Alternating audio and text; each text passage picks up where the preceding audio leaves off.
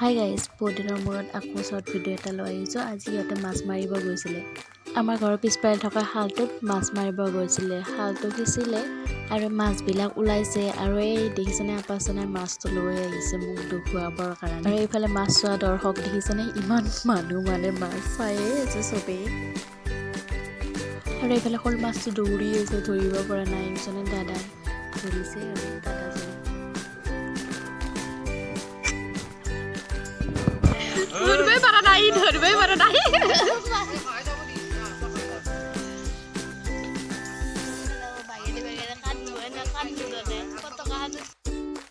আৰু এইটো হ'ল মাছটো ধৰিলে। ইয়াতে মাছ ধৰা দেখি মোৰো ধৰিব মন গৈছিলে, কিন্তু ধৰিব নোৱাৰিলে, চৰ্দি লাগি গৈছে যে।